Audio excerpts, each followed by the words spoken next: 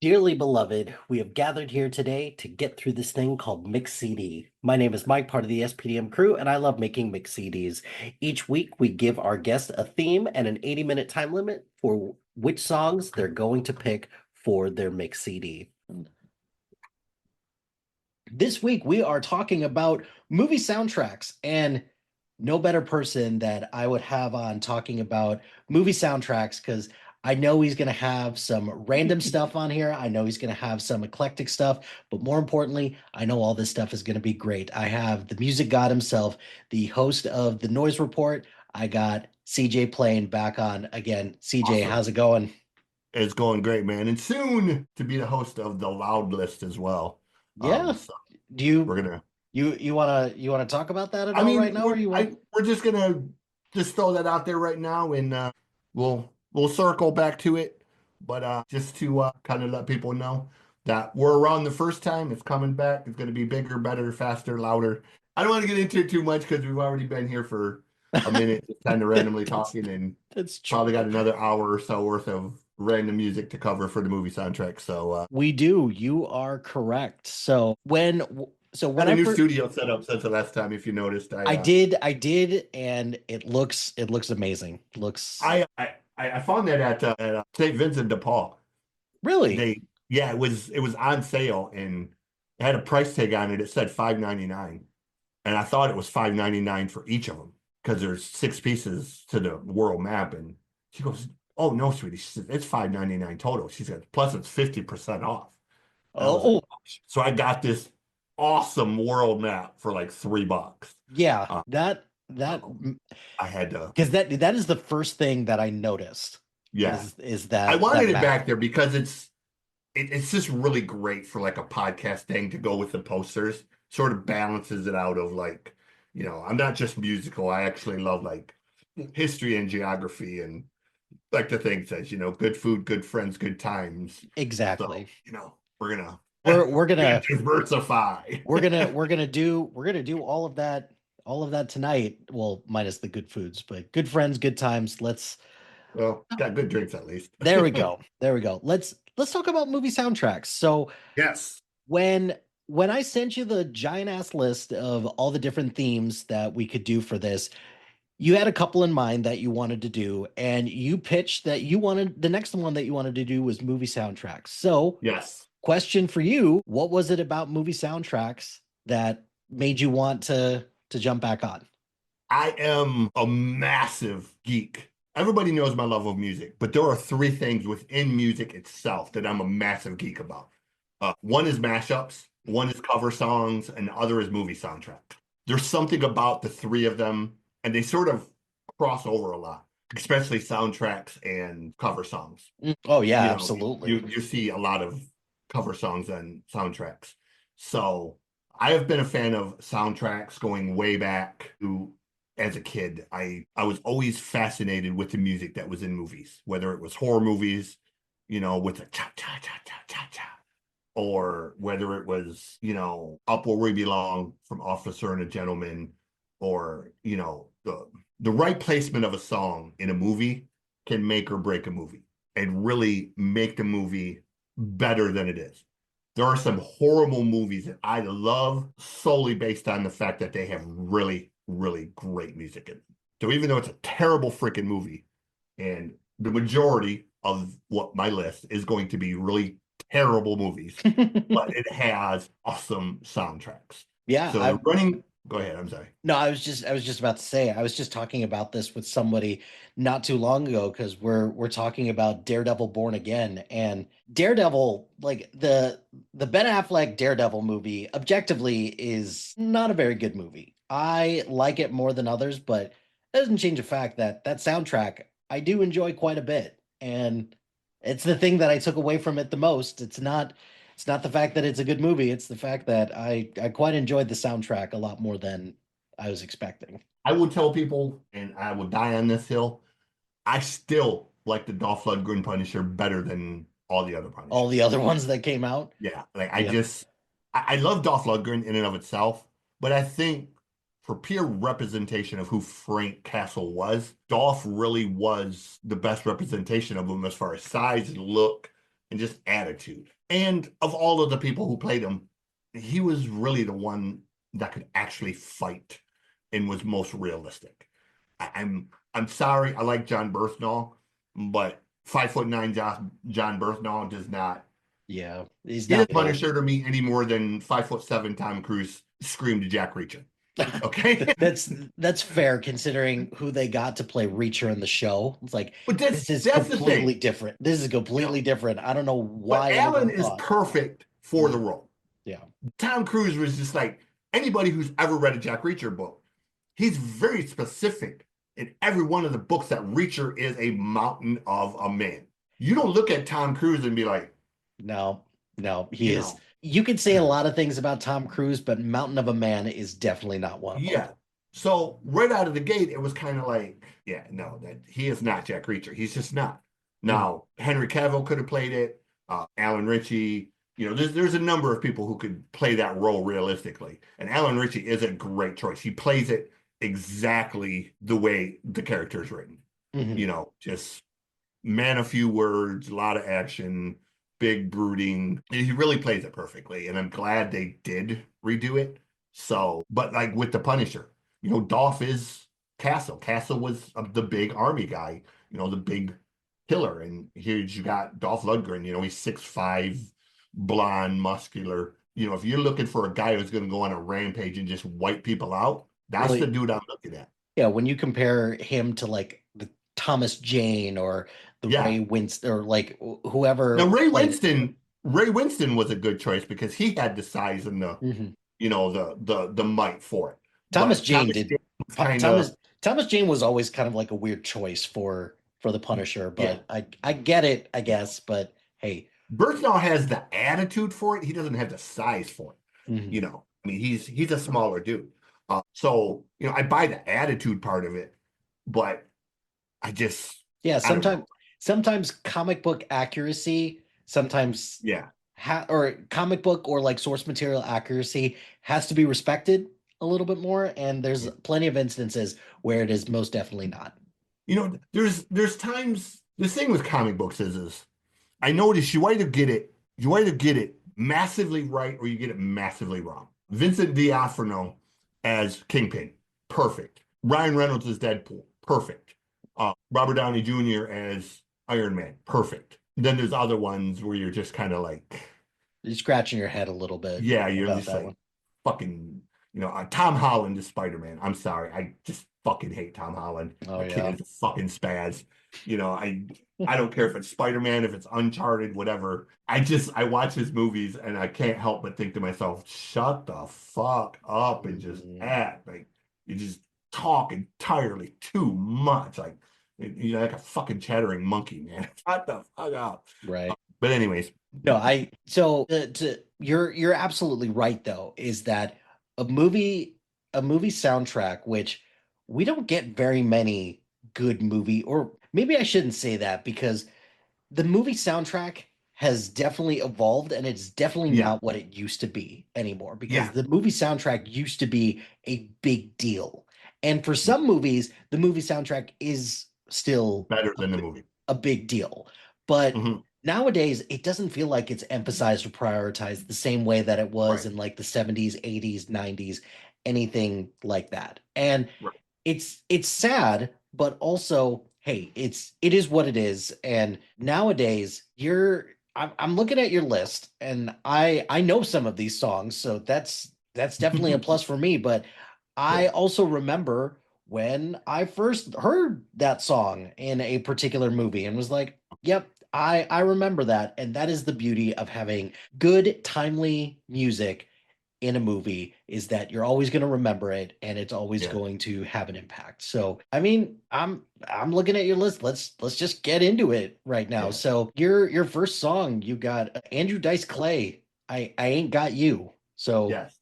So what I did is I sent him the list for those of you wondering. I sent him the list of the artists that in the song, but I did not put the movie it was in. You did not. So he may or may, like I said, there's some he recognized from the movies. Some are completely obvious where they're from. But there's going to be some on here where, most everybody's going to be like, I didn't see that, Mm. whatever. Go back and watch all these movies. They're, even if they're terrible, they're fun. So for the first one, Andrew Dice Clay, I Ain't Got You. It is the movie he sings at the very end of The Adventures of Ford Fairlane. He performs it sort of as a sort of an outro thing. After all of the adventures, he catches the bad guy, blah, blah, blah. And it demonstrates that Andrew Dice Clay not only is a great comedian, depending on your opinion of him, he also is a very established drummer and musician. See, and that is where I was kind of scratching my head a little bit because when you sent me the list, I open it up. The first thing I see is Andrew Dice Clay. I'm like, the comedian? Like, Yeah. what is happening right now? So he was actually a studio musician. He was a drummer before he became, while he was coming up as a comedian, earning his place and all of that, he actually paid his bills as a studio drummer. So he's a very, very good drummer. But he also has sort of an Elvis thing that he does. And I mean, you can see it in his character, but he is a very good singer and performer. And his two sons are also very good. One plays guitar, one plays drums. Hmm. So he's passed it on. And he actually, if you read his autobiography, the resort that is in Dirty Dancing is a real resort. And he actually spent 5 summers growing up. He worked there during the summer as a drummer. Hmm. He worked and lived there, and he was part of the house band as a drummer. And he tells all these stories about when he was in Upper New York and all these girls he met and all the beach parties they had and all this crazy stuff, as you would expect from As you would expect, yes. But he actually is he's a good musician. So kind of a cross between Billy Idol and Elvis, Mm. sort of where he falls musically. So That's a solid position to be in as well. yeah. Like cross between those two. So interesting. And what's the movie even about? Yeah, So I've heard of a lot of movies, but I have a feeling that some of so these are going to be like, The what is? Adventures of Ford Fairlane. He basically plays a detective. It has Vince Neil in it, and it has Wayne Newton. It has what's her name? Elvis's wife, Lisa Marie Lisa, Presley. okay. Uh, Priscilla. Priscilla. Okay. She's in it. There's a whole bunch of famous people. Pauly Shore's in it. There's a bunch of random people in the movie throughout, and it's sort of just, if you've seen like Encino Man or Son-in-Law, it's that type of movie. It's just a sort of Okay. a goofy '90s tongue-in-cheek. It was right at the tail end of his fame where, they wanted to show that he could act and sing as well as do comedy. Because, he'd been in a bunch of TV shows and other movies and all that before that. But this was sort of his big starring vehicle, except it was sort of just a dumb comedy. Made some money, didn't make a ton of money, but it was very tongue in cheek, sort of a cross between Baywatch and a detective type of movie, with the private dick jokes and that kind of stuff, with all the crude humor you would expect from Andrew Dice Dice Clay Clay. playing a private dick. So Hey, you mentioned that if it's anything like a Encino Man, and Encino Man is like the yeah, guiltiest of guilty pleasure movies for yeah, me. it's So it's that sort of stupid '90s comedy. I was at the tail end of the '80s. I think it might have come out in 1990, 91, 80. It might even have been '89. Has Vince Neil in it. mm, If you've heard the Vince Neil song, you're never mind. I'm thinking Encino Man, where that's where he did You're mm, Invited, but your friends can't come. But it has Vince Neil starring as this sort of character who gets killed, and not Lisa Marie, but Priscilla is having an affair with them, the older woman, the younger rock star. So there's this twist in it, but like it's just a very tongue-in-cheek, goofy, dumb movie. Don't expect an Oscar award-winning thing. It's Andrew Dice Clay. If you like stupid noted. comedy, it's stupid comedy. Well, especially if it's a comedy from the late 80s, early 90s. Yeah, Yeah, I will take those all day. you'll laugh at it. There's some really, so I love, one of the things about movies, I love juvenile humor, Mm. toilet humor. I have a passion for like sex romp movies, Revenge of the Nerds, Porky's, Beach Balls, Screwballs, Hot Dog the movie. Those type of movies. I love those dumb movies where basically it was just a reason to look at tits, more or less. Right. With Absolutely. a lot of really great music interspaced in a lot of these movies. So it's sort of that kind of movie. It's not quite the sex romp comedy, but it's Andrew Dice Clay. It's Let me just put it this way. It was a movie written exclusively for Andrew Dice Clay to kind of do what Dice does. And yeah, then you had all of these stars that sort of rotated around him. You had Vince Neil, Priscilla Presley, Wayne Newton, Pauly Shore, just playing goofy characters. So, you know. I mean, I'm interested, and I will hopefully try to check that out at some point because that does sound a little bit up my alley. Yeah, So, and it's got great music. It's got a great soundtrack. Andrew Dice Clay, Billy Idol, Vince Neil, Night Ranger, Anthrax, bunch of other, mm. random shit. So, yeah. Well, speaking of Anthrax, your next Yes, song is by Anthrax. segue. So you've got it's called ADI, The Horror of It All. It's from Return of the Living Dead Part 2. Return of the Living Dead Part 2, it's pretty much self-explanatory. It's a zombie movie. Mhm. It's got a metal soundtrack. A lot of the metal bands you love. It has Anthrax, Grim Reaper. I can't think of, what I probably should do here is let me do this real quick. Go ahead and keep talking now. No, it's all good.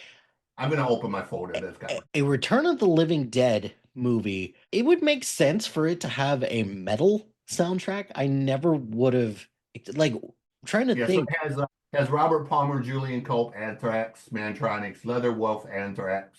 It actually has Anthrax, I'm the Man in it as well, which Mm. is if you've ever heard that song, it's their stupid rap song they did. As Robert Palmer, Lamont, and J. Peter Robinson, who's one of the actors in it. He actually does the symphonic ending of it, Oh, gotcha. the Okay. composing part. So it's sort of a mix of a soundtrack, but dumb zombie movie. If you've seen Return of the Living Dead, it's the part two. I mean, for the most part, Night of the Living Dead, Dawn of the Dead, Day of the Dead, what have Right. you. Yeah, they're It's a all zombie movie. they're all pretty straightforward Yeah. zombie movies. So Yeah. so I got okay. a lot of friends that's all you got to say. It's a zombie movie. Yep. Cool. Watch it. And I'm in. I'm in. Absolutely. Right. All right. So we got Bonfire, Sword and Stone. Yes. That is from the movie Shocker, which is if you've ever seen Shocker, it is a late 80s movie about a serial killer who they execute, and Oh, okay. it's got sort of a Chucky type of thing. They kill him, but he uses some kind of mumbo jumbo to come back to life, but he's not in a physical form. He lives in TVs. He can jump from electronic thing to electronic thing. Oh, interesting. Okay. Massive soundtrack. The soundtrack for Shocker, man, is just loaded with hair metal bands and stuff that has the Dudes of Wrath, which is a super group they put together for the movie. Has Paul Stanley, I can't think of his name. He was a songwriter. Desmond Child Mm. has Gene Simmons, Alice Cooper. Had a whole shit ton of 80s hair metal guys. It also has Iggy Pop, Megadeth, Bonfire, Soraya, Dangerous Toys, Voodoo X, and has 3 songs from the Dudes of Wrath. My Um, God, that so, that it seems like an embarrassment of riches for yeah. for a So soundtrack for these last two. this song is unique in the fact that it was recorded by 3 different artists. It Hmm. was actually written by Paul Dean. Is the actual writer of the song. Paul Dean is the guitar player for Loverboy. So Bonfire recorded the first version. It was on the soundtrack, and then Paul Dean did a solo record called Hardcore, and he did his original version of it, and then Kiss ended up recording a version of it. Paul Stanley did. Hmm. So there's actually 3 versions of Sword and Stone, and it's one of those big, massive 80 songs that are earworms. Yeah. You know, I am the sword, you are the stone, and then its drums come in, dun dun dun dun dun dun dun dun dun dun dun dun dun, and it's just got this big galloping beat to it. It's one of them dumb 80s hair metal type songs you hear it, man, and you just sort of pump your fist to it, and it's up there with like Metal Health and songs like that where you just hear it and Yeah. oh, we're all crazy now, and it's just you can't help but kind of bob your head and whatnot to it. So it's one of my So favorite soundtrack songs so too. the bonfire song, that's directly from the soundtrack, but the other Mhm. two, do you have a favorite amongst the three of them? So This bonfire? Bonfires is the best. Bonfire is a German band, still around, still incredible. So many great songs. If you love, well, I wouldn't say if you love, if you like the Scorpions, you will love Bonfire. They're Mm, very much in the vein of the Scorpions. Bigger, more bombastic, more hair metally than the Scorpions. But I really like Paul's version. Paul's version is a little heavier on the guitar end, which mm, is weird to say considering he's in Loverboy. But Paul shocked me when he came out with his solo record. It was called Hardcore, and I was expecting it to sound like Loverboy, and it didn't. It was very much a hard rock record, and he leaned into it to let people know, like, I'm part of Loverboy, but I can still get out here and rock and roll. And it was a great record, man. It was one of them records that come out. I think it come out in '89. That it shocked me. It caught me off guard, like how great. Because everybody knows Loverboy, but they know Mike Reno as the singer hmm working for the weekend and halfway to paradise and all these great songs they've done, Top Gun and all these other movies. hmm But Paul, again, in his own right, a very accomplished singer and songwriter. So it's probably my favorite of the three. Hmm, Bonfires is the best produced, most melodic put together. got uh, it. Kisses just sounds like Kiss. So if you like Kiss, you'll like their version. They sort of turn it into a Kiss song. But Bonfires is big and bombastic. Paul's is more metallic and more guitar, more, fire in your belly. But Bonfires is probably the best of the three. Like I Got said, it. it's a big, bombastic 80s hard rock type of song that just gets your blood pumping. So, I'm sensing a theme or a trend here for the most part. So a very, very much on brand. And I'm wondering if this one continues the streak. The next song you have is Bruce Dickinson, Bring Your Daughter to the Slaughter. yes. So that is from A Nightmare on Elm Street 5, Dream Child. All right. I am pretty sure, where's that at on here? Some of these Nightmare on Elm Street movies, they do have like a couple of songs in them that's like, wow, some of these songs slap. And like the third one Well, notoriously has. yes. Part five, what I loved about the soundtrack to part five is it was so freaking eclectic. Starts off with Bruce Dickinson, goes to Romeo's Daughter, which is an AOR band like Journey. Then they have Wasp and Mammoth, which are metal bands. Slave Raider is a hair metal band. Then it goes to Houdini, then Samantha Fox. Then it has Cool Mo D, Dr. Ice, and it ends with Schoolie D. So it starts out with hair metal, goes into straight metal, another hair metal band, and then it ends with like 4 hip hop songs, Yeah, like 80s style hip hop songs. So it was that's very eclectic. It was like whoever put this together was like me. Like, okay, this is somebody who just listens to music for the it sake of just listening.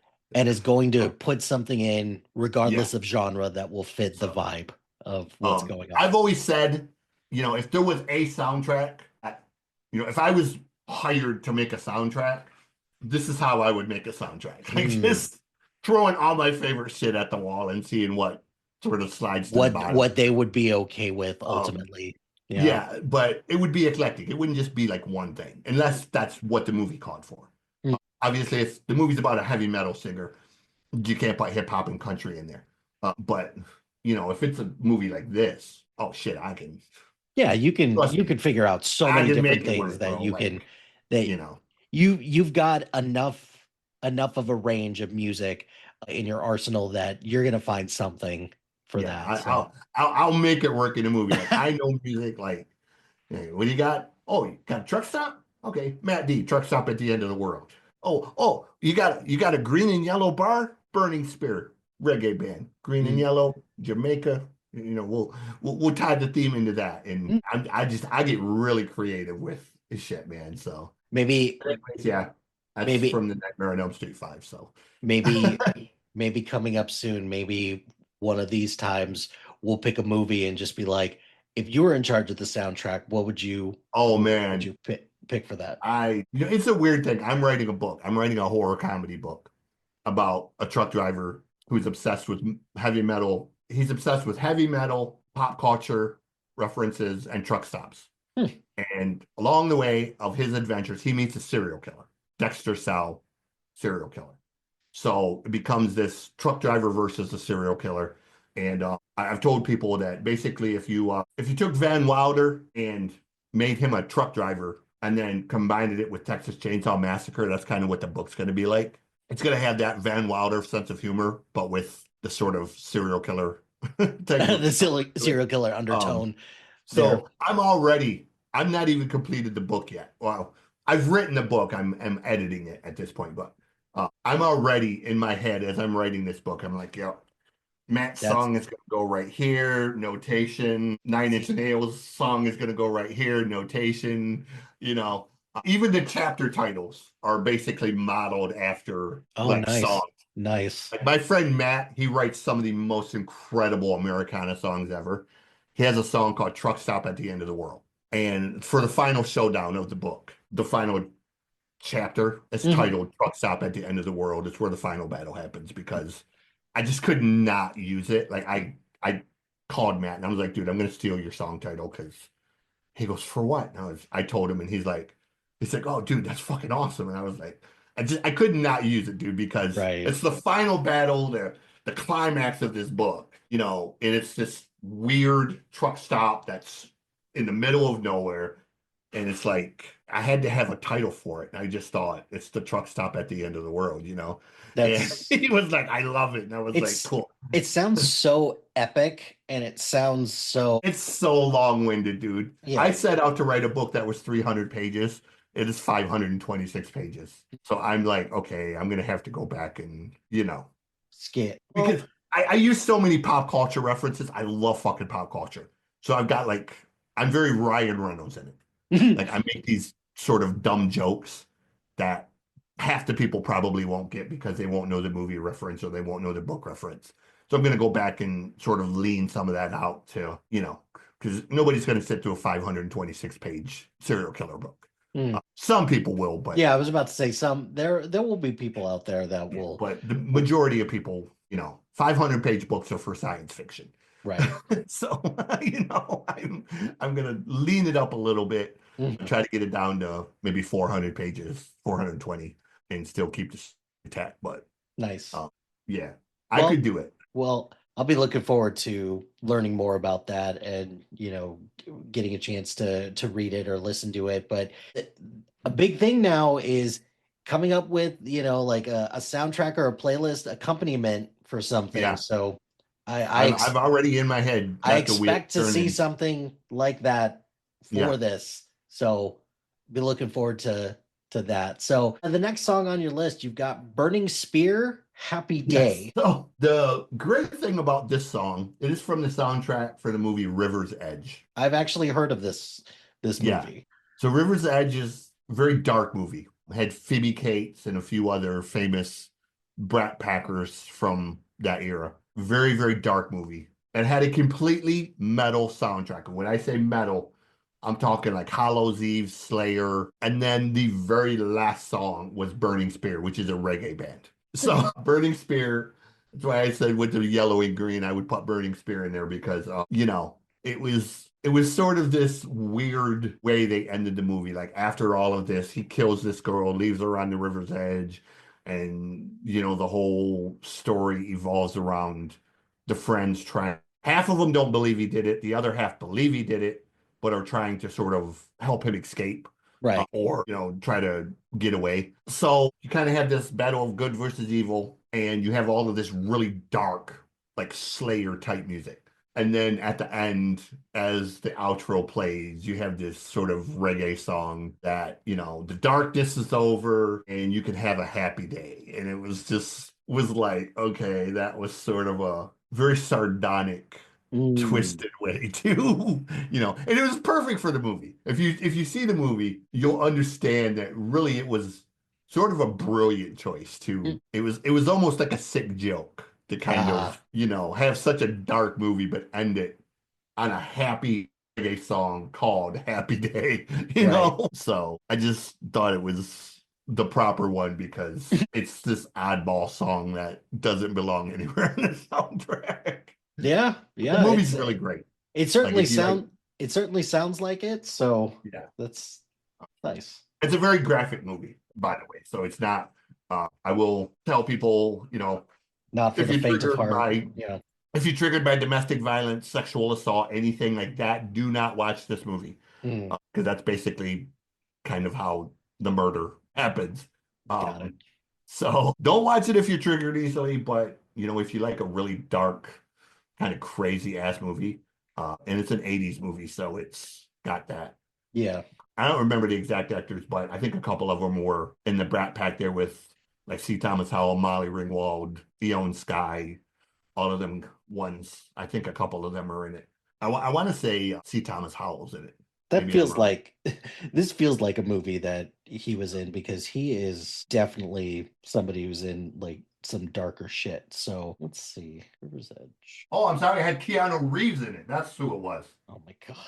Keanu Reeves. So it has Crispin Glover, Yeah, Keanu that Reeves, Dennis Hopper, Ione Skye, Joshua John Miller. Yeah, so it's got a Josh interesting, a lot of interesting people. Tyler Nigrin was in it. So yeah, it was Keanu Reeves and Crispin Glover.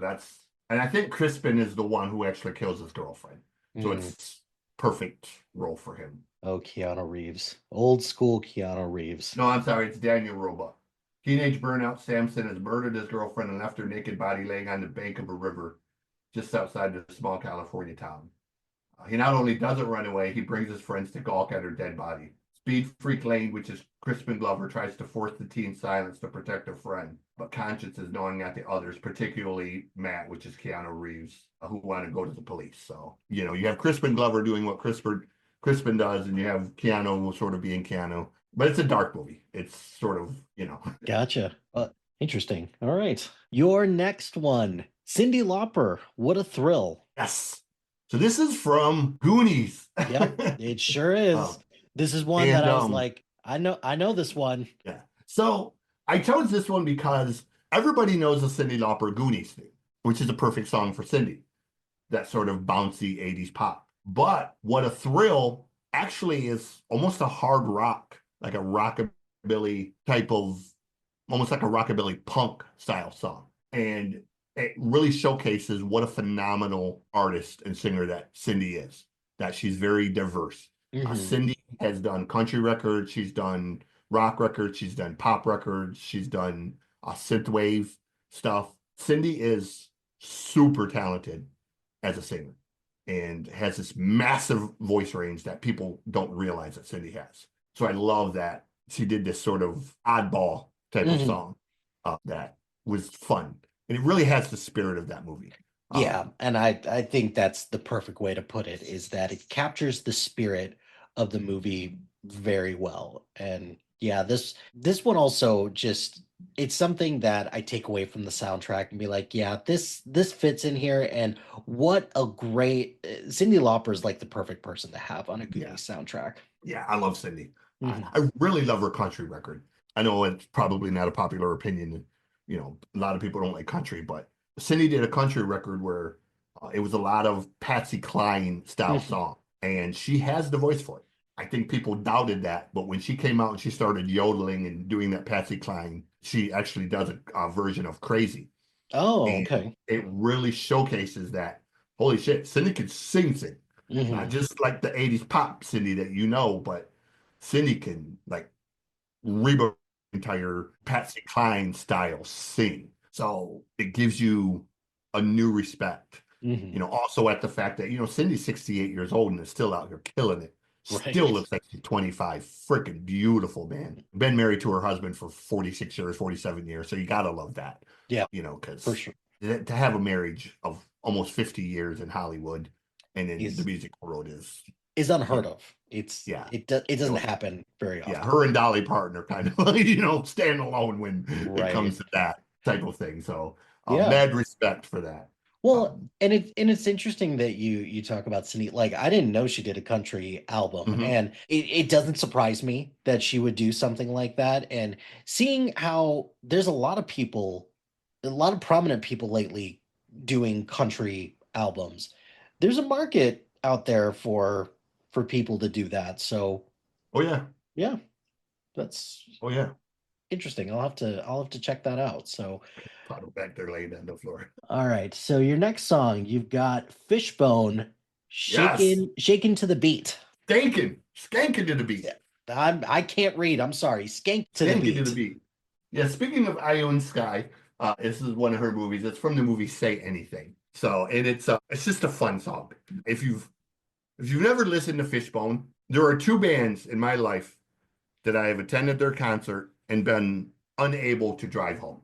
Now, most concerts, I can go to a concert, I can have fun, get home afterwards. There were two bands that were so energetic, so over the top, so bombastic that I was literally too exhausted to drive home. The first one was Fishbone. Fishbone is, just this band that it's freaking rock, it's reggae, it's ska, it's jazz, it's Fishbone, man, they have the trumpets and the horns, they have the guitars and the bass, and it's like the freaking prego of music, man. And it's the fact that they're all black, it makes it even greater because they come from that era of the mentality of black people don't play rock or they don't play metal. They absolutely did, and they fucking killed it. It was an era of when it was basically them and Bad Brains were sort of the two bands that were doing black rock. Fishbone, I went to their concert, dude. It was kinetic, like it was. People were bouncing off the ceiling, bouncing off the walls. There was a mosh pit that was just stupid, and I left out of there, and I got to my car, and I'm like, I'm fucking exhausted. I had sweat rolling down my face, and I was just like, I got to take a nap first, man. Like I had an hour and a half drive home, and I was like, yeah, I'm not gonna make it. I'll fall asleep. So I went to McDonald's, pulled in McDonald's parking lot, and just zonked out. The second one was a few years ago. I went to see the band Crossfaith. Crossfaith is a Japanese metal band that mixes EDM and metalcore, and just ungodly, bro. Like they were so heavy and so crazy. The mosh pit was probably one of the biggest mosh pits I've ever seen in my life. Really? It was fucking scary, and enough energy in that place to power New York City. Like there's so much energy in that place, you could feel it in the air. Like you could just, like sometimes like you can feel the Oh, energy in the air. yeah, absolutely. There was enough energy in the air, bro. Like you could reach your hand out and hold it. Like it was just crazy.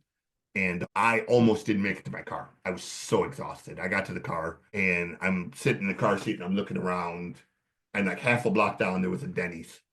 So I made it down to Denny's and I went in because it was the abandoned parking lot. Pretty much nobody was in Denny's. And it's like, you guys open? He goes, we're open 24/7. And I was like, look, if I order some food, I crash out in your parking lot because I just went to this concert. Now I'm exhausted. I got a 2 hour drive home, And he's like, dude, you're not going to sleep in the parking lot.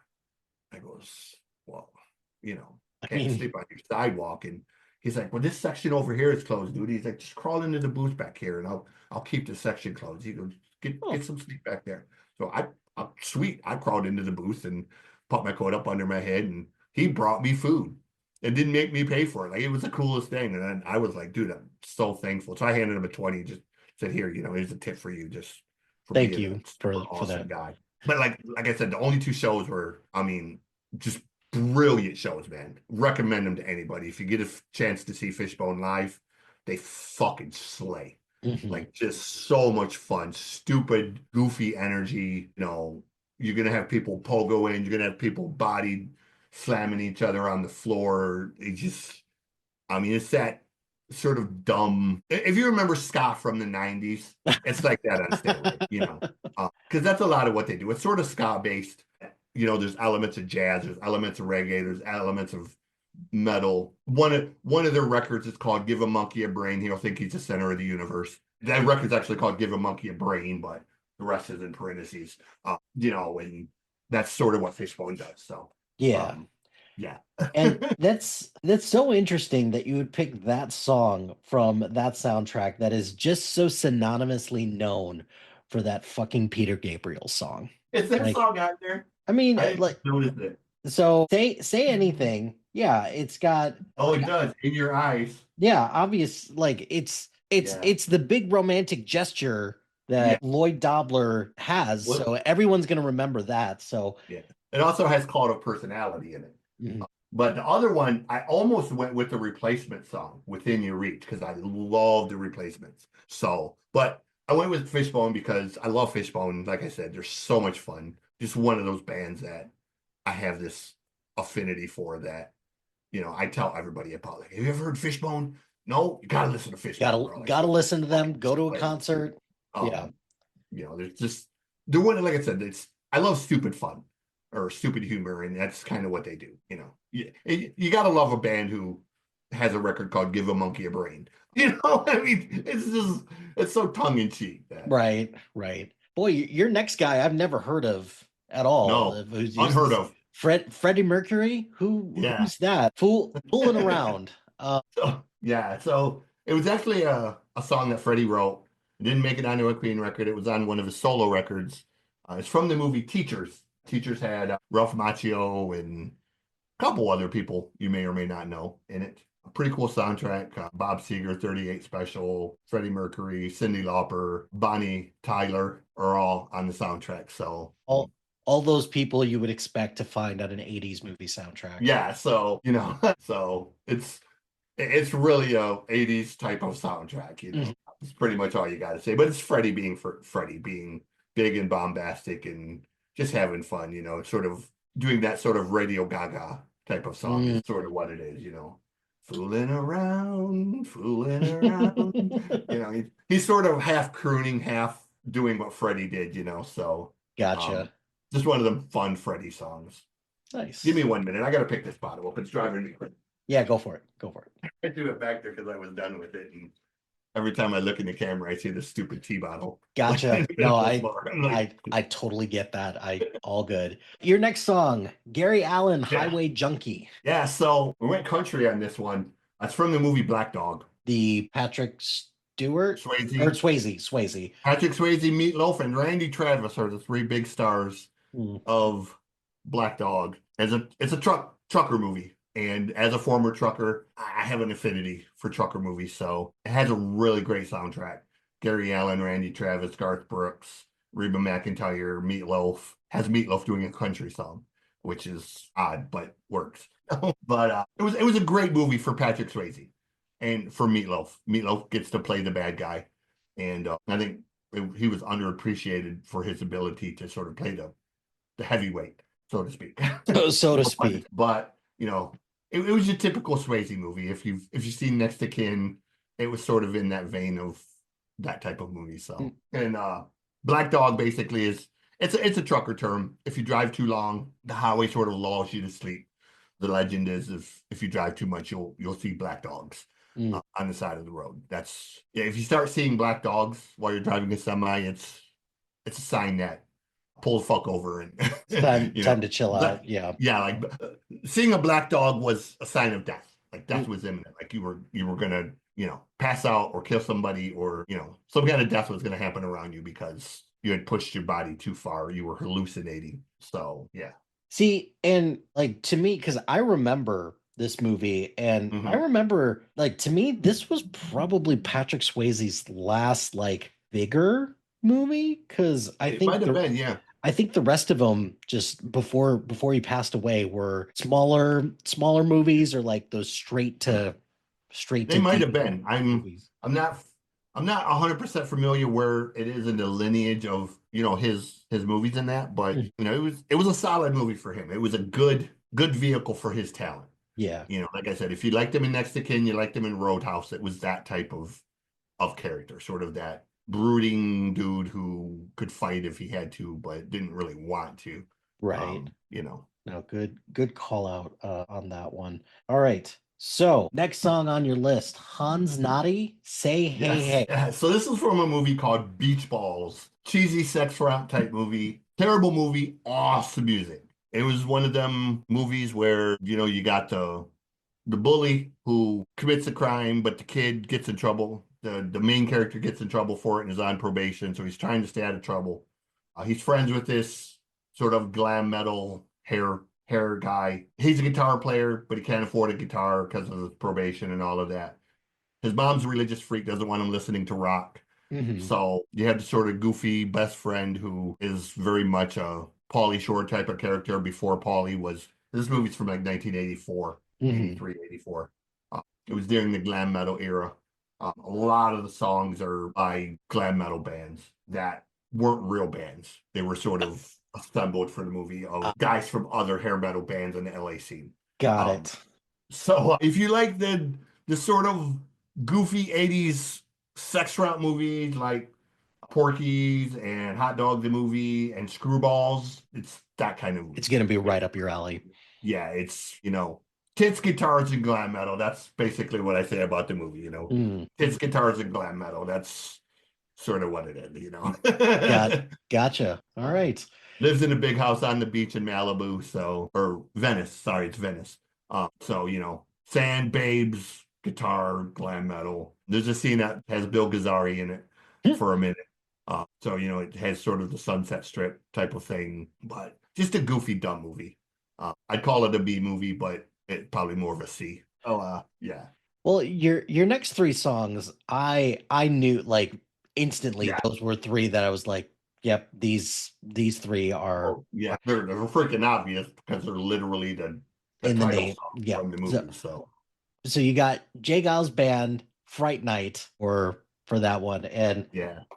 Fright Night, This is the original Fright Night, not the not the Colin yeah, Farrell, Anton yeah, Yelchin version. yeah. Now I love Anton in that remake, but Colin was kind of like, Colin was a little out of place, and yeah. Now the but original was really great. And again, sort of a B type movie, but it was that perfect type of horror movie for that era. Along with movies like Demons and Chud and Toymaster and movies like that. So this this is a movie that my dad had growing up. So he had a very big movie collection and awesome. probably where I got my love of movies and movie soundtracks as well. But Nice. he definitely had this movie, and it was one that I always asked him, can we watch it? And he was always like, no. Like I let you get away with watching a lot of stuff. This one, no. Yeah. Yeah. I wanted to see Salem's Lot, the original Salem's Lot, when it first come out. And my dad was like, no, because this was when it came out when HBO was brand new. We had HBO, and of course, I wasn't allowed to watch it. So dad was watching it. I'm standing in the hallway next to my room, and I'm standing just far enough down the hallway where I can see it around the corner, but he doesn't know I'm there. Totally regretted it. The scene of Barlow coming through the fucking window, I almost pissed myself. Because that's the first time in the movie you really see Barlow. Scared the shit out of me. We lived on a farm in the middle of the fucking country. Next night, dad's like, he parks the semi out by the barn, which is out, far from the house, about 50 yards from the house. We live on this big farm, willow trees everywhere. These willow trees, they just ate light. Okay, so it was like walking into a vacuum. Dad's like, run to my truck and get my flashlight. Nope. Not tonight. No, vampires will get me. There's like, there ain't no such thing as vampires. Doesn't I ain't matter. leaving the house, bro. Like, I will give me a flashlight and I will go get your flashlight. Okay, but it's Barlow to this day. When I think vampire, I don't give a fuck what movie you've seen, Nosferatu, Twilight, whatever. When I think vampire, I think Barlow. That's like the vampire for me. The teeth, the face, and even in the newer version, I was pretty impressed with it. Like Mm. they did a really good job of sticking to the original but putting their own twist on it. And Barlow looked sort of like the original. He looked kind of sick again, like the miniseries with Rob Lowe it's kind of anemic. A little bit, yeah. Lack of a better term. Wasn't really impressed with it. So yeah, I like Fright Night. Fright Night was another great example of a really good, scary vampire movie that young kids probably would piss themselves over. A little bit, So a little bit. Your next one, it is the one that I until I listened to this whole soundtrack or this whole list of movies or songs from movies. This one is the one that I know the most. This is the one that I love unabashedly. I played this when I hosted trivia couple last Wednesday. So I play this song very often because I love it. It's John Parr's, Man in I Motion. It's the theme from St. Elmo's Fire. I would tell you right now, I freaking love John Parr. Okay, John Parr is one of those guys. Everybody knows him for St. Elmo's Fire, which is great. But you also have Running the Endless Mile. You have Naughty Naughty, American Soldier. This dude has a laundry list of incredible, freaking just middle of the road style rock songs, Mhm. and still performs to this day. St. Elmo's Fire, obviously the most famous of them. Cool. Not, Um, and it's his most well known, but it sounds like it's definitely not his best. I won't say it's not his best, but I mean he's got a lot of other songs that are comparable to this song. He also did the soundtrack for the movie Jim Kata, the main song for the movie Jim Kata. It was like American Night, American something or another, American Love, something. So he did that one. You know, John is a grossly underrated. He's up there with Brian Setzer of, you know, he's got a lot of really great music that people don't realize he has. So I'm a huge fan of John Parr. So immediately for this soundtrack, I was like, yeah, it's got to be the John Parr song, not just because it's the title track, but you know, I mean, it's a loaded soundtrack in and of itself. You know, Well, you have, it's also a loaded movie that I feel like a yeah, lot of people have never heard of this movie. yeah, yeah. It's one of the movies I think a lot of people have heard of, but never actually watched. Yeah. You know, it for whatever reason. For So, yeah, for whatever reason. That's um, a good way to put that. Yeah, great song. Love that you included it on your list. And in addition to it being a fun song, kind of in a interesting movie, but the fact that you're shouting out John Parr, good stuff for that as well. So, all right, next one, King Cobra, Iron Eagle, which So this is a movie. It's from the movie Iron Eagle. mhm, This is a movie that obviously it's a terrible movie. Came out at the ob- same time as Top Gun. objectively, yes, it is not. Realistically, here's the thing. I love the movie. I watch this movie at least 4 times a year. This would be number one on my list of movies you can watch over and over and never get sick of. There's just something about this movie. One, it's the soundtrack. Two, Lou Gossett Jr. That's all I gotta say. It's Lou Gossett Jr.'s in it. You you you gotta love a movie about a 16-year-old kid who steals an F-16 and flies across the world to save his dad who got shot down in the Middle East. This is a soundtrack that has King Cobra, it has Queen, it has, you know, just a laundry list. It has Dio, Rainbow in the Dark. Or no, it has Say Hello to Heaven, I'm sorry. So it just has this awesome killer soundtrack. And I don't know what it is about the movie. It's just like I said, it's one of those movies I could watch over and over, and I just never get sick of watching it, man. It's just that sort of goofy, dumb time killer, you know. And I like it more than Top Gun. I obviously Top Gun is the You're better. but you're not alone in that Yeah. in that because I recently talked to someone for this podcast who had a list, and he picked a song from Iron Eagle. I don't think he picked this one, but he definitely shouted the praises of Iron Eagle. Just just came out at the wrong time and would have I been mean, more I don't popular think if it would have done better I, or worse had it come out later or whatever.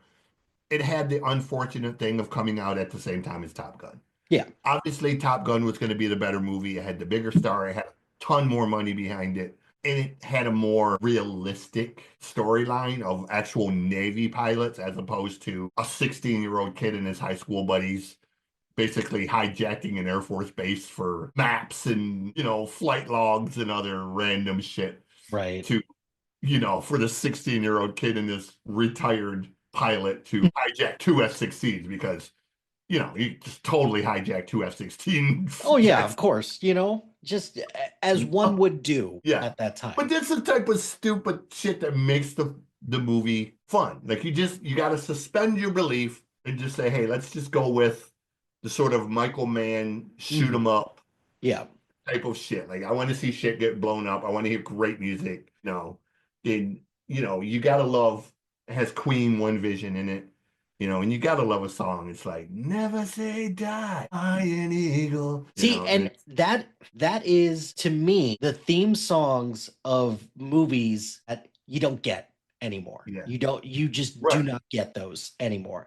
There are just songs that just are synonymous with the movie that yeah, it's just you don't get those anymore, and it's just sad Yeah, to me. it's when movie songs were bombastic and big and powerful. Mhm. Sometimes more so than the movie. Yep, for sure. This is the consummate example of the soundtrack being far better than the actual movie. Mm. But I love both. Like I will sing the praises of this movie till I die. When I'm laying on my deathbed, ready to exit this rock we call a planet, I will probably have that on the screen watching it one last time, Mm, you know, just because I just love this movie. Like I yeah. said, there's something about it that is sentimental to me, man. Yeah. I don't know if something was going on in my life when this come out We all that have I attached myself to it, but we it's just all one of the, we all have a movie like that. Just a I have a movie that few, but this is the main one that, sort of has my heart, man. yeah. So It's a good one to have in that place. So your next song, Liquid Jesus, 7 and 7. yes, this is from Point Break, the original Point Break, Swayze and Keanu. The Point Break soundtrack. This is another one, man, that it was loaded. Rat, LA Guns, Concrete Blonde, Liquid Jesus, Loud House, Shark Island, Public Image Limited, which is John Lennon from Sex Pistols, Hmm. had Sheryl Crow, and a few other unknown bands. The loaded soundtrack with both hair metal and grunge. It came out in that time frame where hair metal was on its way out and grunge was sort of on its way in. So the producer was really smart in sort Mixing of both of playing. them. Yeah. Liquid Jesus is sort of a grunge band, but they have hair metal elements to them. Very comparable. Huge fan of the band Mother Love Bone, and they're very comparable in that vein of what like Mother Love Bone was. Mm. Sort of that pre-Pearl Jam with hints of Aerosmith, Ah, or the Doors. That's kind of what Liquid Jesus is they were a band that they were fun, but they were serious. You know, they sang about serious stuff, but they did it in a way that wasn't all like woe is me like Nirvana. So that is fair. Yeah. yeah.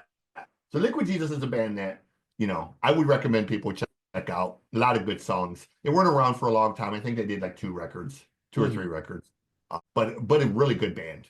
If I remember correctly, I think they were from Chicago. Don't quote me on that, but I'm pretty sure they were from Chicago. I kind of have to quote you on that. I got you recorded saying that. Yeah, So, but yeah. Well, let if me put they, it this way. I may be wrong on that. I think they're from Chicago, but maybe they weren't. But hey, um, if they're I think I from remember. Chicago, that's cool with me as Yeah. somebody who's If not, from the they're still cool. northern suburbs of Doesn't Chicago. diminish them any Mhm. less. So yeah, Point Break, another movie that my dad loved, and one yes, that was one where he was like, yeah, you could watch that one. That yeah. one's fine. Yeah, that's That was the first movie where Keanu kind of flexed his muscles a little bit beyond the sort of the pretty boy or the boy stoner type of thing. Mhm. He went from playing Theodore S. something Esquire Mhm. to playing an FBI detective. So, Quite the jump from there, and then but it was a shortly, good jump. It yeah, was a good jump. well, yeah, because it was definitely something that definitely expanded his career and definitely increased the longevity because without Point Break, we wouldn't have gotten Speed, and without Speed, we wouldn't have gotten some of the other action movies that eventually led to The Matrix and that eventually led to John Wick. So And you gotta love any movie that has Gary Busey in it before for he went sure, completely off the rails. he is he is gone like He's that off the rails, bro. Like he's he's he's off the rails, but he also just looks yeah. crazy right now as well He's too. always been crazy. Like I'll go into the Wayback Machine. Doing this, I was kind of going through my list, and I don't have the soundtrack for it because I've never been able to find it. But I came across the movie DC Cab. Now, I loved that movie when it first came out, but I hadn't seen it in years. So I was like, okay, I got to download it and watch it just because Gary Busey, Mr. T, Bill Maher before he was famous, Marsha Warfield, this whole laundry list of famous people who went on to be huge comedians. And I'm watching this movie and I'm just kind of like, oh shit. Oh, damn. Like the jokes in it were so horrible. And I was like, oh, like they would absolutely crucify this movie by today's standards. Yeah. Like the jokes were so off color, and I was like, wow, like I guess I didn't when I watched it the first time. Maybe I was too young to understand it fully, but like the jokes, man, were like, whew, that was kind of racist. That was kind of, that was kind of a little over the top with that one. And it was like, damn, it's But still a that's funny movie. But that's But 80s and 90s movies to a yeah, well, T. yeah, So you they're definitely the product of their time. yeah, like you definitely had to take into account, okay, this is a product of that era, but it's definitely a movie that it's probably better that it was sort of lost to that era. Hmm. Because I think if a lot of people were to see it by today's standards, they would be Ew, like no. even a couple of the jokes Bill Maher said in the movie. I bet if he would think back on it, he would probably be like, "Yeah, I apologize for that," because there was a couple in it that were Pretty pretty, rough. yeah, they were out there, man, and I was like, "Damn, that one wouldn't hit the same today, man." Like, Right, right. Well, next yeah, one, we got Little River Band, yeah, Listen to Your Heart. yeah, that is from Karate Kid 3. The third one. You pick a song from the third fucking Karate Kid movie. I picked it because it's Little River Band, and I love Little River Band. Another thing I have an affinity for is bands from Australia. Jimmy Barnes, John Farnham, AC/DC, The Angels, Rose Tattoo, Johnny Diesel, Little River Band. So kind of part of it, but I just I will not tell my wife who's from New Zealand that because they've got a blood feud with Australia. But yeah, I get what you're saying. Australia's produced some amazing uh, the Australia's produced some amazing music. So I would say this in honor of your wife. One of my favorite movies. It is a very rough movie to watch, heartbreaking in every way, but probably my second favorite movie of all time is from New Zealand. It is a movie called Once Were Warriors, and it is a brutal, brutal, brutal movie.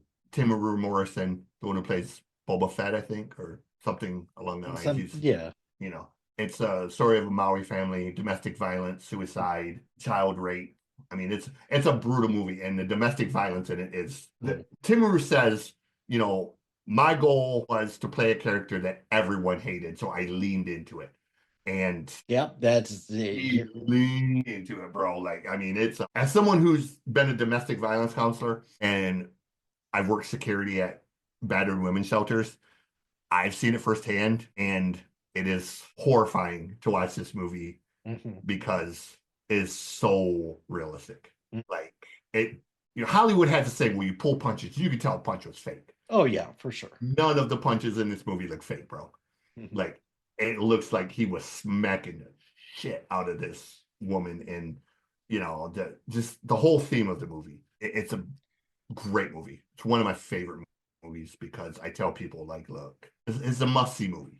Mhm. You know, yes, it's a tough theme, but it's also one of the movies where this is what alcohol, this is what domestic violence, this is what not having the backbone to walk away Yeah. results in. It, So despite a movie being that uncomfortable to watch, it's just one of those like important important lesson movies that yeah, everybody should see maybe at least once.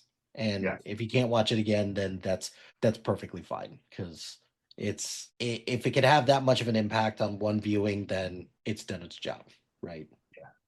But yeah, I chose Karate Kid 3. Really great soundtrack. Has Peter Cetera. Obviously, everyone's going to know the Glory of Love Of song. course, yes. But it also has Moody Blues, has Paul Rogers, Southside Johnny, which, if you don't know Southside Johnny, there would be no Bon Jovi, there would be no Springsteen, there would be no Sopranos, all of that type of shit. Southside Johnny sort of mixed rock and roll and the mob type of Mhm. shit. As Asbury Heights Yeah, in and of itself was Southside Johnny. right. And if you watch The Sopranos, you know that Stevie Van Zandt, who plays one of the characters, I can't remember, the black haired dude with the bouffant, he's a member of Springsteen's band, but he started out in Southside Johnny. Really, really accomplished songwriter and guitar player, not just an actor. So it has Dennis DeYoung from the Styx, has New Edition, Carly Simon. So really, really good soundtrack. So I will give the Karate Kid 3 that the soundtrack is good, even if the movie is fine. I suppose it gave us Terry Silver, who has made numerous yes. appearances in Cobra Kai as of late, so can't fault it for that. So next, you've got Mr. Big, Strike Like Lightning. Yes, that is from the soundtrack of the movie Navy SEALs, Mm. which is exactly what it says. It has Charlie Sheen in it. Charlie Sheen is the sort of, you know, main star. He's playing a Navy SEAL. I think there's a few other famous people or people who went on to be famous in it. But, it's just, it's one of them 90s style movies that didn't take itself too seriously. Yeah, Charlie Sheen was definitely in a phase Yeah. during this time because this Terminal Velocity, Young Yeah. Guns, all of Yeah. He that. played the biker in the one, I can't think of which one it was, but I think it was Above the Law, Mm, something like that. Like he was an undercover cop biker based on a true story, but how serious can you take a true true. story undercover cop movie with Charlie Sheen in it? Because, Yeah, you know. because all of those things belong Yeah. together, right? Charlie Sheen is an undercover cop biker who goes in to infiltrate a biker gang and break up a drug ring. Totally believable. Yeah, Totally yeah. believable. Like, That is I, absolutely something that I believe Charlie Sheen would yeah, do. yeah. Charlie Mhm. Sheen totally breaking up a drug ring. Yeah. You at least enough to relocate it to his To his condo. to his facility, You right? know, hey, we can't sell them over here. Come to my condo. I an undercover cop. Yeah, that's Yeah, yeah, right. totally. Yeah. So your next one, Power Tool, two heads are Yeah. better than one. So this is from Bill and Ted's Excellent Adventure. The reason I chose this one is this is a cool story. Power Tool is a made-up band. Did not exist. It was made up for this movie. It was a trio of three people, and the three people were Dweezil Zappa on guitar, Matthew Nelson on vocals and bass, and Gunnar Nelson, the Nelson brothers. Gunnar was the drummer.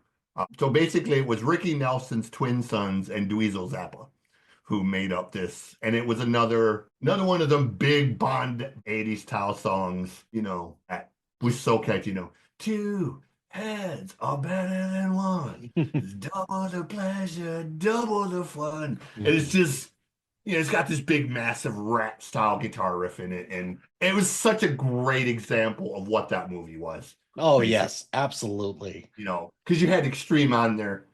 Extreme, through all the parts of Bill and Ted's where you hear the little guitar thing, that's Nuno Betancourt from Extreme. So, it had Extreme, it had Power Tool, it had two songs by Shark Island, which is one of my favorite bands. I had a song from Brooklyn. Brooklyn did the You Can't Break Away. So it was another one that had a soundtrack that was just really I perfect. love the Bill and Ted soundtrack. The Yeah. first one, it's got a great soundtrack. This is a movie that this is childhood movie to a T for me. And now that I have kids, not appropriate to show them now, especially because they're both super young. But eventually, at some point, I'm very much looking forward to watching it with them, and they're gonna be like, "Dad, seriously, this movie?" Like, yes, seriously, this Yeah. movie. Yeah. So it's one of my more favorite soundtracks. It's one of them soundtracks like Iron Eagle that I can listen to over and over and Mhm. never really get sick of. So Yeah.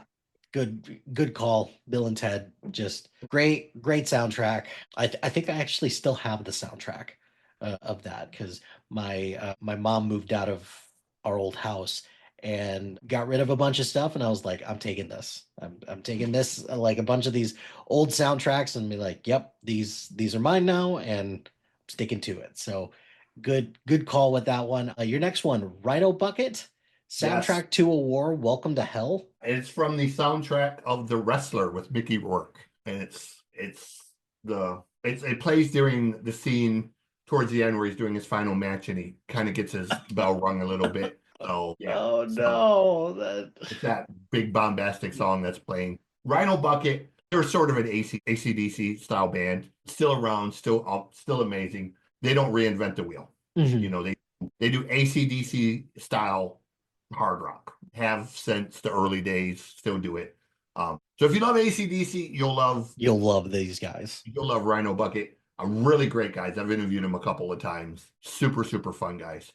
But one of the many great songs that are also on this soundtrack. The Wrestler, it's a movie that I think a lot of people know the movie because they know the story. You have Hogan running around out here saying, "Oh, that character was based on me," and the producers have said, "No, and No, no, no, it's not. Mickey Rourke, obviously Mickey does Mickey, but he really did a really great job in this movie. Like it was was poignant, man. Like it was sort of touching, and it kind of affected me a little more spirit wise than I expected it to.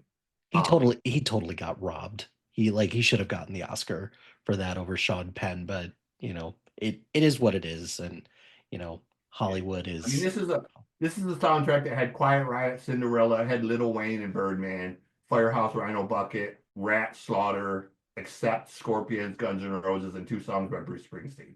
So it was an eclectic Mhm. soundtrack. And it was nostalgic in the sense that it had, Bang Your Head, and Don't Know What You Got Till It's Gone, and it had Round and Round, Balls to the Wall, Sweet Child of Mine. So it had a lot of music that you recognize instantly, but then it had the newer songs like the Rhino Bucket, and Slaughter had the new song in it. One of the last new songs that Slaughter recorded. So, it's a soundtrack that I think more people should check out, and Well, it's a good soundtrack for just putting on in your car if you want to yeah, just drive, and rock it's out.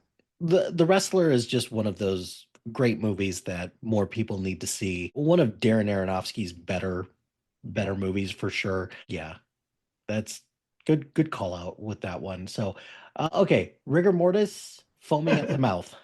Yeah, this is from The Decline of Western Civilization, Part Two, A Metal Years. This is a movie, if you were around during the hairband days, it was a movie by Jerry Miller, or I'm sorry, it was by Penelope Spheris, who Oh, did the Wayne's World movies.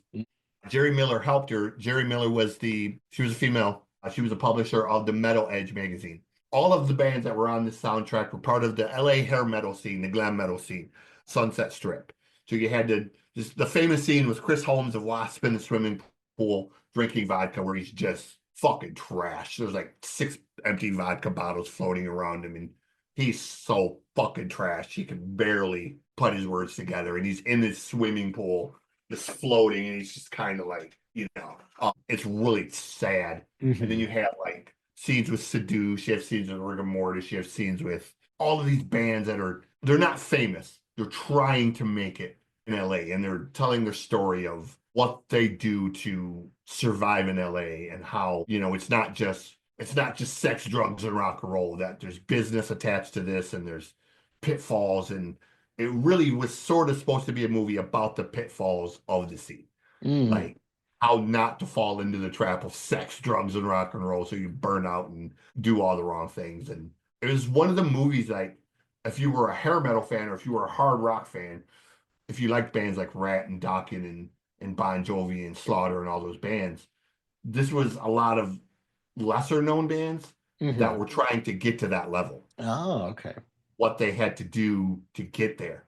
It was a tough scene. I was out there during the time, and it was cutthroat, man. People did a lot of underhanded, scary shit. A lot of stories that I heard later, Harvey Weinstein, Bill Cosby, all that type of shit. I knew all of that when I was 13 or 14 because I saw it firsthand. hmm I was at parties that I saw these young girls, 13, 14, being passed around, being fondled. Some of them, I don't want to say they were being forced, but, they wanted to be actresses. They wanted to be rock stars, and they were willing to do what it took, they thought. And when you're 13 or 14 and you can't make those decisions the right way, at the time you think, I'm willing to do anything. And then when you hit 25, you look back on it and you think, wow, I was dumb. I was that was young. why you're hearing a lot of these stories about Harvey Weinstein did this, Bill Cosby did that. There was a whole ton. They weren't the only ones. There was movie studio moguls, actors. There was hundreds and hundreds of these guys. That's why they were in Hollywood. That's why it's called Holly Weird. hmm There was, you knock two of them down, there was five more to replace them. hmm Because the bodies were there, man. You throw one girl out, another one would take her place just as fast, because the movie sort of demonstrated that, look, if one band fails, three Yeah. more are pulling into Hollywood, pulling a U-Haul right behind them. Mhm. Wait, so it's sort of a tough look at the music business of especially that era. And a lot of people my age, we look back at it now and think, wow, it's some crazy shit. I don't know how I survived it. And, there's the old adage, if you remember the 80s, you weren't really there, because it's a true statement. There was a lot of alcohol, a lot of drugs, a lot of sex, a lot of shit that went on, where you got fucking trashed, and you woke up the next morning not realizing how the fuck you got where you were, or how you Mhm. got home, or how you survived what you survived. Yeah. I've lived to tell it, man. I've got a lot of scars Mm, from doing shit that I don't even remember mm. doing. Thank the Lord, I have survived it. I didn't go to prison. I didn't kill anyone that I know of. Yeah. Not admitting to anything. I'm just saying No, I got you. I get what aware you're that I saying. ever harmed anyone. But A it was a crazy, crazy, crazy time, right? crazy time. All right. Let's pivot to the next one. Shake City, Game of War. Love is a game of war. This is from the Bikini Car Wash Company Mm, movie. Another movie like Beach Balls and Screwballs. It was a movie about college girls in bikinis, big boobs, who had to earn money for something or another. I don't remember what it was, but they started a bikini car wash and it got really famous. And of course, hilarity ensues. It was sort of the prototype for the American Pie type mhm. movies. Killer soundtrack. Now, the reason I chose Shake City is the band. The lead singer is Adam Beach. If you don't know the name Adam Beach was the original lead singer of Warrant before Mm. Janie became the singer. Shake City also had Michael Sweet, or not Michael Sweet, Eric Sweet, the drummer of Warrant, was also in Shake City. Shake City was the predecessor to Warrant. If you listen to Shake City, you will immediately think, God, this sounds like Warrant. Because two Well, of the guys left Shake City to form Warrant with Janie and or with the other guitar player and Eric Turner. But you know, Shake City and Warrant have a lot in common. They were sort of intertwined. Really great band. Game of War sort of has that cherry pie type of vibe to it. mm, yeah, Big bombastic hair metal song. I love those. So, nice. and the Bikini Car Wash Company. It's a fun movie. There's two of them. Mm, There's a sequel to it. because of Um, course there is, yeah. right? If if you love like Cali style, beautiful Playboy model type chicks with big boobs, That's gonna be it. this is your movie. Like this is your chance to be a superstar, man. Because there's so many tits in this movie, man. Like it's just ridiculous and Mhm. not appropriate for the children. Please don't let your children watch this movie. Right. You know, probably don't let your boyfriend or grandpa watch it either because yeah, They'll they'll make you things know, weird, right? yeah, yeah, don't try to watch it with your dad or anything because that'll get really weird. It was that like I said, it was sort of the It's that's another one. It's a product of the time, right? yeah, it was sort of the prototype for like American Pie type. One of the characters, I can't remember his name, but if you were to watch this movie, you would immediately see this character and you would think, yeah, it's totally where they got the Stifler character. Like it's just it screams that type of character. So that's why I said it was sort of the prototype for the American Pie. Sex Drive is another movie that had a lot in common with this movie. Got it. That's Nice. great. Nice. Your next one, Stray Cats, 16 Candles. Yeah. So from the movie 16 Candles with Molly Mhm. Ringwald and John, whatever, Two and a Half Men dude. Oh yeah, Cryer. John Yeah, Cryer. John Cryer and a bunch of other. I don't know, was it C. Thomas Howell or Chad Michael Scott, somebody, the other person in it. Well, it was one of the Molly Ringwald films, that she was really famous for. Like this soundtrack, I'm a huge fan as well of like oldies and doo-wop music, and this is a soundtrack that had a lot of oldies type music in it. So kind of fond of it. And Mm, I love Brian Setzer and I love the Stray Cats. So gotta go with the Stray Cats. nice. Your next one, Taxi, Heaven and the Heartaches. Yes. It's from the movie The Secret of My Success, Michael J. Michael J. Fox. And it's a very ironic song. The reason I chose it, Taxi is still around 30 years later, almost 40 years later. They are still around, still performing the same kind of music. And this song that was written in the early 90s is a story of persevering through the ups and the downs and not having great success, but still persevering and carrying on. And Taxi was at the very beginning of their career at this point. Mm, Been together about 2 years. And here they are 40 years later, persevering and still carrying on, even with lack of success and great numbers. Still an incredible, another one of those hard rock AOR style bands. If you're a fan of like Bon Jovi or early Bon Jovi, like You Give Love a Bad Name type of sound, that's mhm. sort of where Taxi falls. Got Uh, it. Very melodic, big sort of sing along courses. So I just thought it was ironic that they wrote this song and then their career exactly mirrored 4 decades later almost. So, Nice. I think it's kind of awesome. Nice. Your next one, the Jeff Healey Band, When the Night Comes Falling from the Sky. Want to guess what this one's from? Is is it from a movie called When the Night Comes Falling from the Sky? No, it's from Roadhouse. Oh, that's Oh. right. Oh fuck, that's right.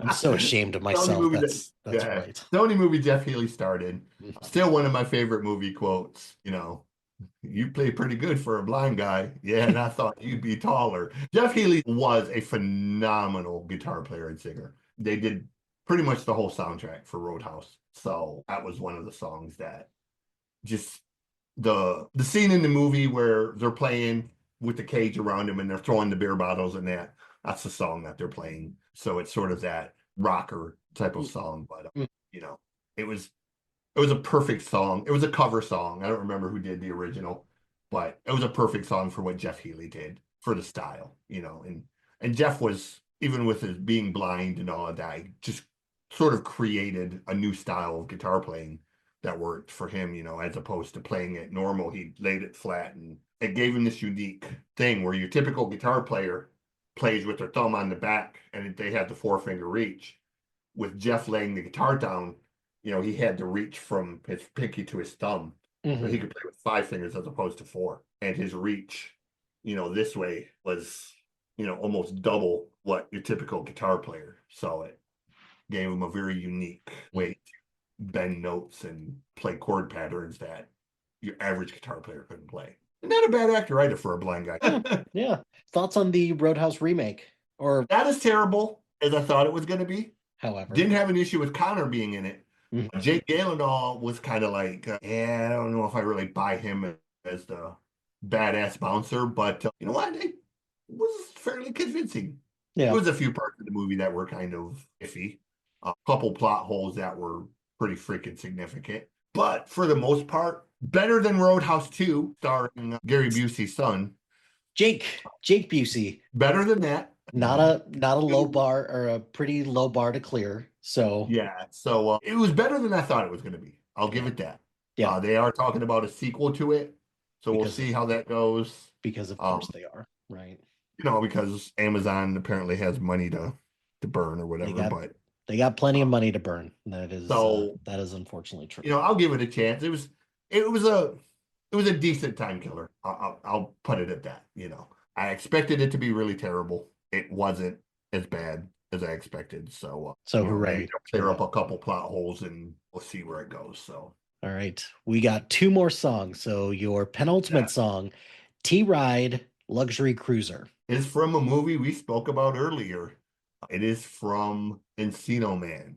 T-Ride is a band that they were a band out of LA. They should have been fucking huge. Label kind of screwed up, didn't push them the right way, didn't really know how to push them because of what they did as a band. And they sort of broke up because of it.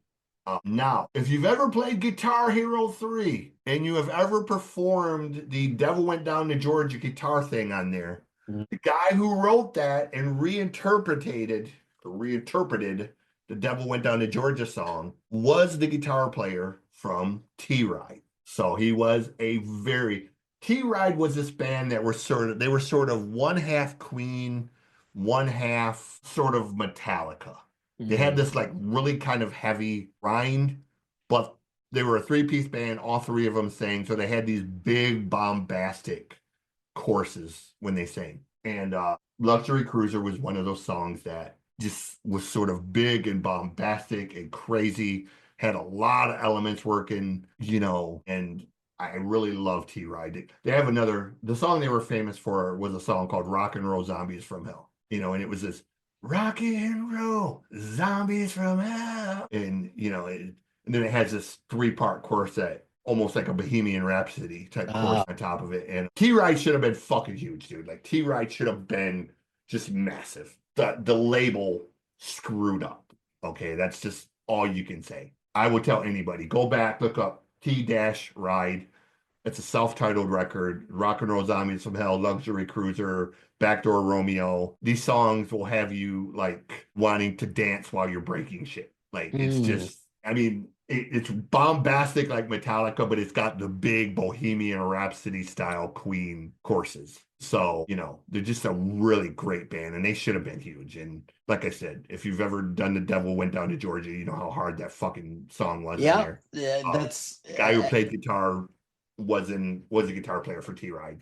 So, as as someone who was a Guitar Hero fan for, all of those, all of the ones for like PS2 and PS3. Yeah, that's a good way to put it. Yeah, that Devil Went Down to Georgia restyling was fucking impossible, but you can't yeah, deny that it was like it's never going to replace the original one, but it did sound yeah. pretty damn good. I mean, it was cool. And it's one of them songs that I've long debated if I could do a record of cover songs, that would be very near the beginning of my list of what I would want to do as a cover song.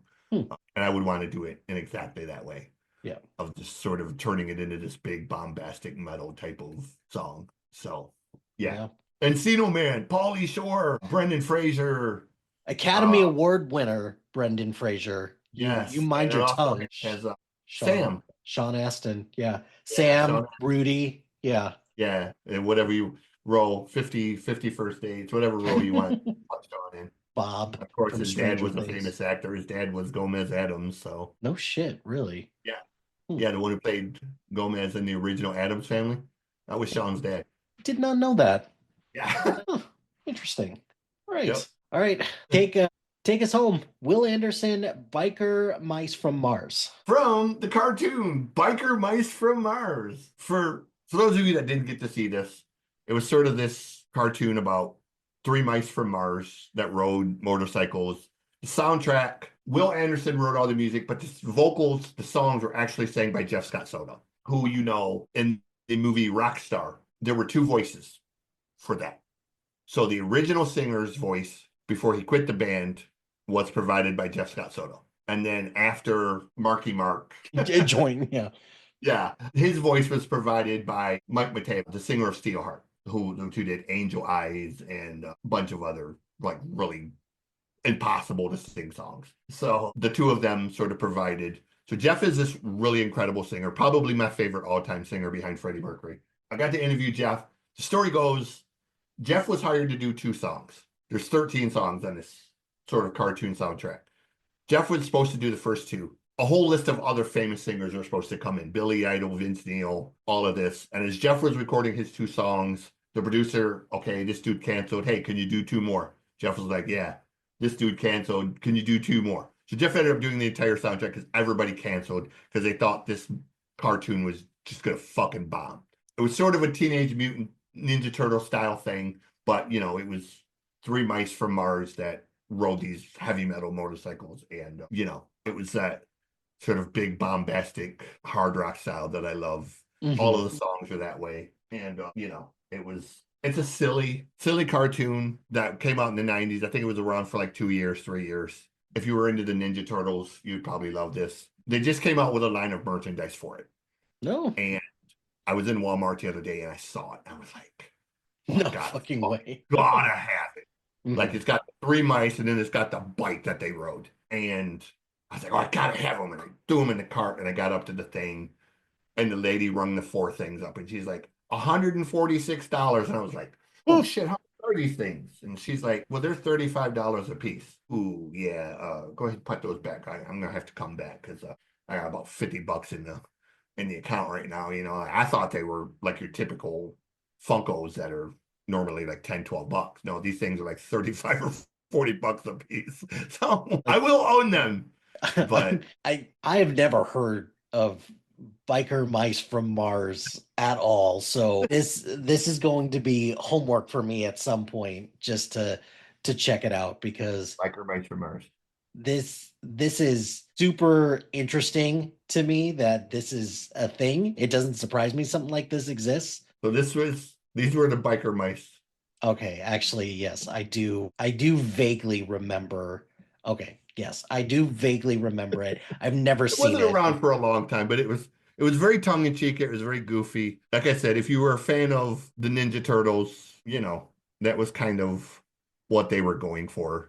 Just with it was sort of a cross between like Ninja Turtles and Thundercats, sort of what this thing was. But it was very tongue in cheek. It was much more tongue in cheek than the other ones. Had a lot of sort of offbeat humor. And the fact that Jeff Scott Soto, who is one of my favorite singers, sings all those songs is the reason like I love it so much. And when I got to interview Jeff, that was the first question I asked talk about. And I was like, biker mice from Mars. And he was like, oh God. And he was just like, you know about that. And I was like, I know everything you've ever done, top to bottom, from the beginning in LA Nights to freaking Takara, this band, and just like, okay, he's like, you know my career, and I was like, I know your career, sunshine. We're gonna talk today, and that was a bucket list for me. Like Mhm. I never got to see Jeff perform live, and I tried forever to get an interview, and my buddy Dave, who does so many wonderful things, Dave Tedder, Head First Entertainment, shout out. Dave said, "Hey, I got this record. You're gonna want to do the interview for it." And I was like, what is it? And he tells me, it's like, it's this record that was recorded in 1993, but it was never released. And they're finally releasing it and blah, blah, blah, blah, blah. And I was like, okay, who am I interviewing? And Jeff, he's like, I'm not going to tell you. And I was like, well, I'm not going to do it if you're not going to tell me. He's like, trust me, do this interview. I was like, okay, I'm going to trust you on this. He Mhm. goes, trust me, I'm not sending you any information about the record. I'm going to send you the songs. That's it. I said, okay. So I listened to the songs, really good. Second, I heard the song, I was like, oh, yeah, that's Jeff singing. There's no mistaking Jeff. So I was like, okay. So then I looked the band up and I seen the band members and I thought, well, Jeff doesn't do that many interviews. So it's got to be the guitar player because the guitar player was in another band called Wildside. So I was like, it's got to be Frankie Wiley. So I prepared for Frankie and did the Zoom thing and boom, Jeff on the screen. And I was like, yes. I was like, fuck yeah. Like it was just one of the moments, man. Like, you get to talk to your heroes sometimes. And I've been really lucky. Like I've got to interview as a 15-year-old foster kid laying on my bed with posters on the wall, all of the people I wanted to be. Jeff was one of those guys. I know I can't sing like Jeff. I try to sing like Jeff. I fail horribly. I don't care. I keep on doing it. But Jeff was one of those guys I wanted to be. The first time I heard him sing was the first record. He did a song called I Am a Viking. It's got Malmsteen's guitar and Jeff's sort of doing this. I am a Viking. And I'm like, I'm a Viking, dude. Like, that's my heritage. So I just connected to that song. And Jeff has done so many awesome things that I've always wanted to like meet Jeff or talk to Jeff. And it turned out to be super cool. And then a couple weeks later, I finally got to see him live Mhm. and got to meet him and instantly remembered me. And he's like, dude, that was one of the greatest interviews, man. He's like, I had so much fun. And I was like, thank you for saying that because I was stupid nervous. Like normally I'm like this, man. I'll talk about anything and everything and get off topic. And Jeff, like I was really focused for that one. Like even though I didn't know it was Jeff, I had like cards with like shit on it that I was gonna ask. Even if it was Frankie or somebody else, I was gonna be like, hey, what was it like for this? What was it like for this? How did this come about? And then when it was Jeff, I was kind of like, okay, throw this one out. We'll go over here to plan C. So it was fun. Like I had so much fun. And now I'm friends with Jeff. I have Jeff's number in my phone and we Nice. text back and forth sometimes. So that's I don't take this shit for granted, man. Yeah, oh Like, yeah. like I You don't strike me as I someone who would. I realize that it's very easy to make contacts with people now. But I've got to interview people that I idolize. I got to interview Lloyd Kaufman, the one who created Toxic Avenger. That was another one for me that I fucking love Toxic Avenger. There is just something about that dumbass, goofy, horrible, shitty movie that, I love Kaufman's movies because, they're terrible. They're so terrible you can't look away. But, he did Class of Nukem High. He did freaking Toxic Avenger, like six of them. They've got the new one coming out where they just redid it. It's got Peter Dinklage in it. I Mhm. can't wait to see it. There's something about Kaufman that I knew when I got that interview that he was going to be the goofy, off-kilter weirdo that I knew he was going to be, and he was. He lived up to all the hype, bro. Like he's that sort of Weird Al Yankovic type of, like if Weird Al Yankovic made movies, that's Lloyd Kaufman. So it lived up to all the hype. And like I said, there's a laundry list of people like that I've got to interview and talk to and become friends with that I would have never. 15-year-old me laying on the bed, there's no amount of money you could have came into my room and said, hey, one day you're gonna have Jeff Scott Soto's number in your phone. You're gonna have Ron Keough's number in your phone. You're gonna have Michael Lardy from Great White in your phone. You're gonna have, you're gonna have Don McNabb from Quiet Riot in your phone. There's no amount of money you could have paid me to convince me that that would happen.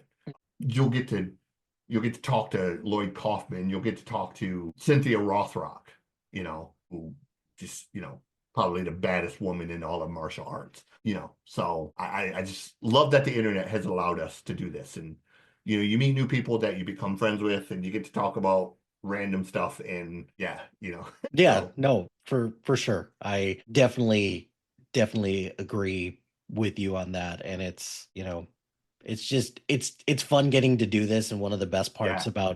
about doing this is just the new people that you meet along the way. So for sure, echo all of those sentiments. Last question I have for you regarding this soundtrack. If all of these songs were on a soundtrack, what would be the album cover? Oh wow, man! I would probably.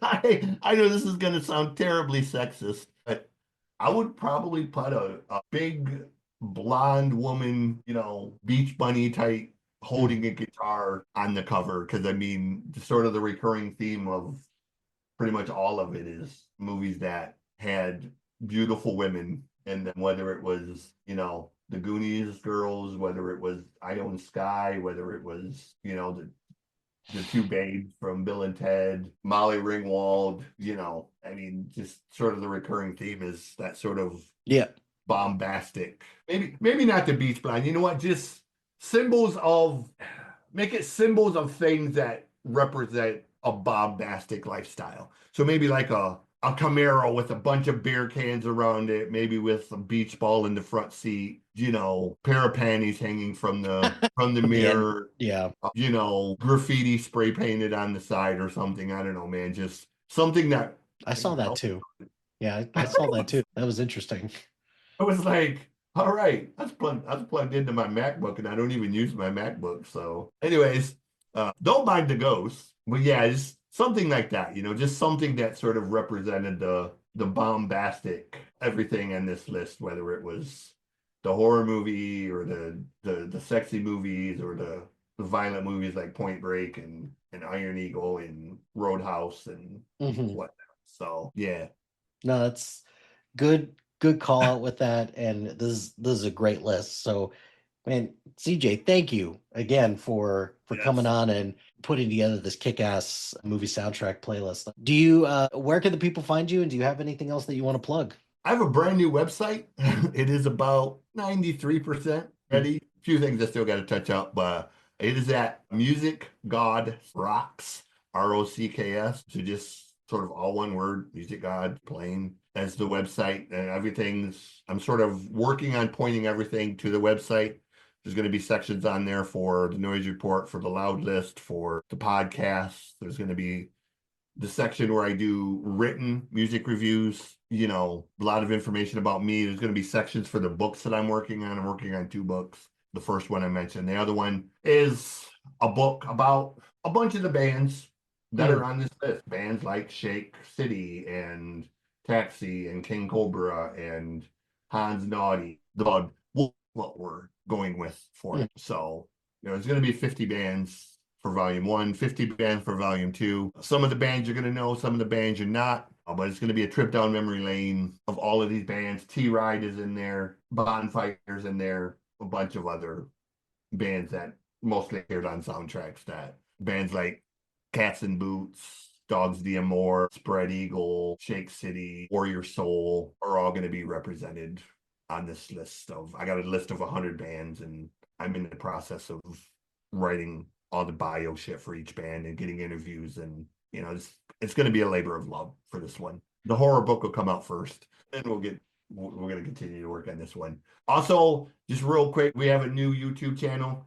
It's the Music Gods Rock and Roll Food Reviews, but you can just find it under Music God Reviews, I think, or Music God Food Reviews, something along that line. Just we did the first one last night. It was for the Flaming Cheetos pickle ones. Not bad, not good, but We're gonna cruise all around. We're gonna do Keith Lee with the rock and roll twist. So Nice, nice. if you like what Keith does, we're gonna kind of put this kind of a spin on it, and all kinds of drinks, all kinds of food, restaurants, what other random shit. So hey, if you have some weird food, candy, or drinks that you want to see somebody review, then leave me a message on the website, and we'll get to it. We're gonna do all kinds of weird and gross and random shit. So Noted on that. I yeah, will be sure to check that out. That's quite yeah, exciting stuff. So I'll be sure to link all the stuff that you plugged on the episode notes. appreciate So it. so yeah, it was great to chat with you again, and looking forward to chatting with you and collaborating more. Yes, and just let everyone know this gentleman, he's going to be coming over to my side too. We're going to do a noise report one. We're going to do a loud list. I'm going to send him the list here tomorrow, and let him choose from the big ass random list of, I don't even remember what I have it titled as, the big ass list of everything. That's what it's called, the big ass list of everything. So let him choose from the list and see what things, and we have other stuff we're going to be working on. So Yeah, won't be the last time you see us together. for sure. And I'd have it no other way. So because Yeah, you met.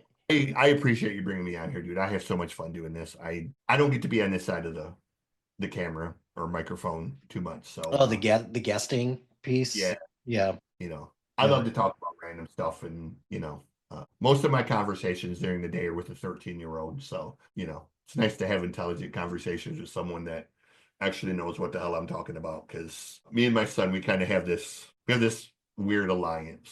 Hmm. Like, I talk about what I love and he pretends to understand, and he talks about Minecraft and Roblox and I pretend to understand because I don't know, or he'll talk about Pokemon and I'm just like, Yep. mm, Uh-huh. oh, get Cool. it, cool, awesome.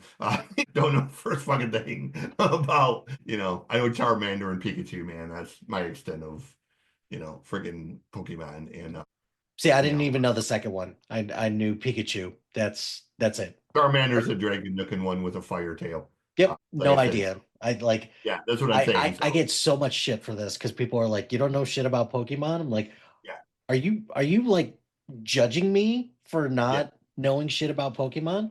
Okay, And that's the cool. thing. Like I love my son to death. He is the most brilliant, loving, kind child you'll ever meet. I wouldn't have him any other way.